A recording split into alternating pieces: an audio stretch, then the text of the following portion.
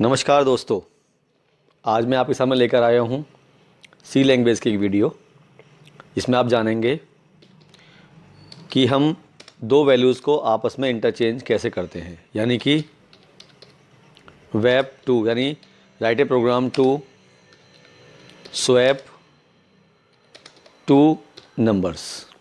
Swap का मतलब अगर मैं समझाऊँ आपको तो आप समझदार हैं, समझ सकते हैं। एक्सचेंज, कि हम दो वैल्यूज़ को आपस में एक्सचेंज कैसे करेंगे।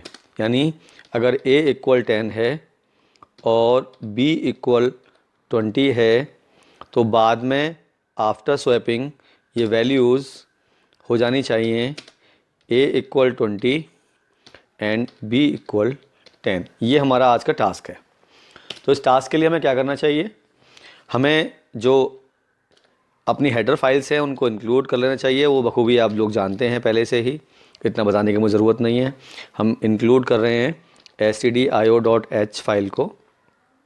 ये इंक्लूड होने के बाद में हमने अपना मेन फंक्शन स्टार्ट किया, उसमें वॉइड को हमने पास किया और उसका कर्ली ब्रेसेस जो स्टार्ट करते हैं ये हमने गैप लिया। और यहाँ हमने डिक्लेयर किया कि इंटीज़र a इक्वल 10 है और b इक्वल 20 है। इसे बोलते हैं इनिशियलाइजेशन, यानी वैल्यू को पहले से ही डिक्लेयर कर देना कि उसकी वैल्यू क्या है। उसके बाद में हम यहाँ पर इसको प्रिंट कर रहे हैं कि अगर a और b को हमने डिक्लेयर किया है तो उसकी वैल्यूज़ क्या क्या हैं। तो हम बोल रहे हैं a इक्वल %d और \n या टैब भी लगा सकते हैं, b इक्वल %d। और यहाँ पर हम दे रहे हैं वैल्यू a की वैल्यू और b की वैल्यूज़। तो यहाँ पर मैं आपको दो तरीके से प्रोग्राम बना के दिखाऊंगा। पहले थोड़ा गलत बनाऊंगा, बाद में उसको फिर हम सही करते हैं। तो यहाँ पर अगर मैं इसको देखूँ और चेक करूँ तो फ़िलहाल मैं आपको आउटपुट भी दिखाना चाहूँगा कि यहाँ मैंने प्रोग्राम को F9 किया और इसको सेव किया। इसको मैंने बोला स्वैप, प्रोग्राम swap.c में या C++ में सेव हो गया। और यहाँ पर दिखा रहा है कि आपकी गलती है क्योंकि मैंने यहाँ पे n छोड़ दिया था, इंट। तो यहाँ पर आप देख रहे हैं कि F9 मैंने किया, कंपाइल हो गया, देन F10 किया तो ये रन हो गया। और a की वैल्यू 10 है और b की वैल्यू 20 है। मगर अगर मैं बोलूं कि इसकी वैल्यू इस तरह से एक्सचेंज करनी है जो मैंने आपको यहाँ पर बताया है कि a इक्वल 20 हो जाए, b इक्वल 10 हो जाए, तो उसके लिए एक काम बहुत तरीके से लोग करते हैं। सर हम ऐसा नहीं कर सकते क्या? कैसा? हम ऐसा भी तो कर सकते हैं कि यहाँ पर हम इसको पेस्ट करें और यहाँ पर हम इसको b कर दें और यहाँ पर हम इसको a कर दें। ऐसा भी तो कर सकते हैं। लेकिन दोस्तों ये तरीका सही नहीं है क्योंकि हमारी मेमोरी में वैल्यू चेंज नहीं हुई हैं, हमारी वैल्यूज़ केवल प्रिंटिंग में चेंज हुई हैं। तो आप लोग ऐसा करके खुश हो सकते हैं कि हमारी वैल्यूज़ चेंज हो गई, मगर ये स्वैपिंग नहीं कहलाएगी। प्रॉपर स्वैपिंग क्या होगी कि यहाँ पर a और b ही रहे लेकिन वैल्यूज़ चेंज हो जाएं।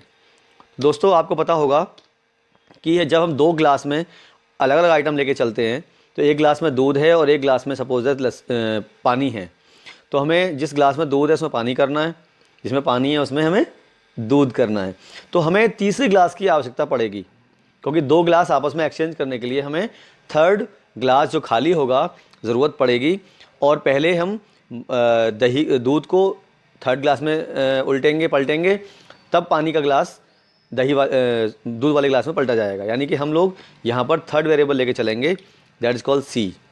तो मुझे क्या करना पड़ेगा यहाँ पर एक तरीका आप लोग क्या कर सकते हैं, जैसे हम लोग गलती भी करते हैं, इसको थोड़ा समझ लीजिएगा। मैंने सी भी नहीं लिया है और आप लोग स्वैपिंग से पहले एक काम करते हैं, सर हम ऐसा ना करें a इक्वल b कर दें और b इक्वल a कर दें, मगर ये गलत होगा, आपका आंसर रॉन्ग आएगा।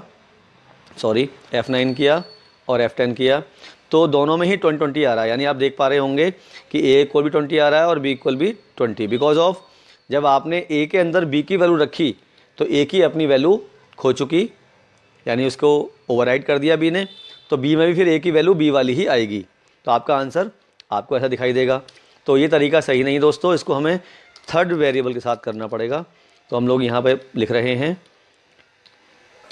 सी वेरिएबल और यहाँ मैंने बोला क्या, c इक्वल a, यानी पहले हमने a की वैल्यू को c में ट्रांसफ़र कर दिया, यानी कि पहले हमने थर्ड खाली ग्लास में हमने दूध को पलट दिया और फिर दूध वाले ग्लास में हमने पानी वाला ग्लास पलट दिया। अब जो पानी वाला ग्लास है वो खाली हो चुका है उसमें हम फिर से दूध वाला ग्लास, यानी जो पहले खाली ग्लास था वो दूध वाला हो चुका था, यानी सी में वो वैल्यू आ चुकी थी, हमने इसको पलट दिया। यानी जब सी की वैल्यू ए में गई, फिर ए की वैल्यू ए में बी की वैल्यूज़ आ गई, लेकिन ए की वैल्यू सी में ट्रांसफ़र कर चुके थे जो बी में आनी थी, तो हमने यहाँ पे सी ट्रांसफ़र कर दिया। इस तरीके से हमारा प्रोग्राम हम कंपाइल करेंगे और रन करेंगे तो हमारा प्रोग्राम एक्सचेंज हो चुका है।